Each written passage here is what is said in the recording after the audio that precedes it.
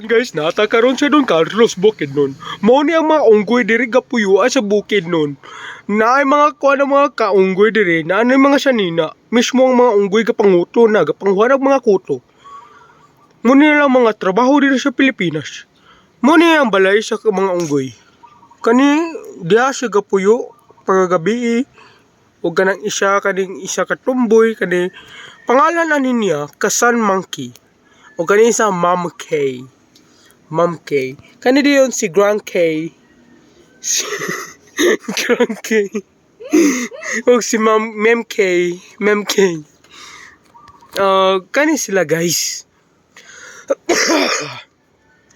Makita rin ni sila sa bukid nun. Kani na mga unggoy, unique ni sila guys. This unique species live in the Philippines. As you can see, they are half human, half monkey. They live in a very hard place, which you can say. Oh my God!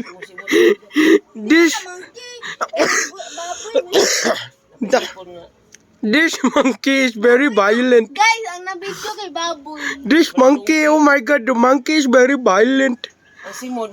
Oh my God, they know how to trash talk, guys. Ang simon mo. If you guys watching this video, the monkey knows how to trash talk. Beware of this monkey. You need to watch the face. This is the monkey and the oh my God, the monkey. I got the monkey, guys. He got angry, guys. I got traumatized by their actions.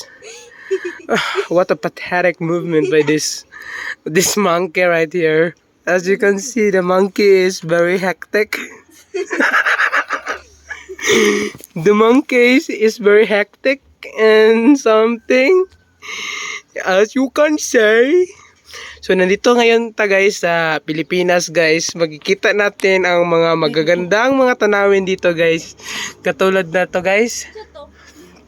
Dito makikita natin ang magandang kagubatan. Kasama na din ang mga unggoy.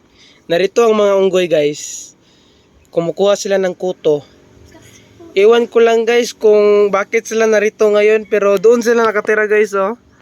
Doon talaga sila nakatira, dyan. At ito namang isa guys, dito yan nakatira guys. Dito. Ambot, napadpad lang dito guys. Hindi ko alam bakit, nananawagan ako sa kanilang pamilya guys kung saan na ba. Nandito sila ngayon sa Purok 5, Norte ng Carlos Bukidnon. Sana mahanap na ang kanilang mga magulang.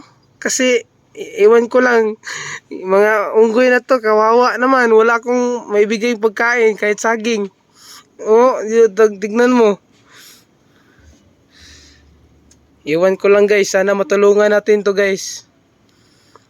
Kawawa naman guys. Kahit konting donasyon lang guys, malaking tulong na sa kanila guys. So, tignan nyo guys oh, kawawa guys. Mag-ina sila guys. Mag-ina talaga silang dalawa guys. Ewan ko lang guys kung oh guys, so matalino pala to guys. Marunong magsalita guys. Bisaya pa guys. Marunong magbisaya yung mga unggoy.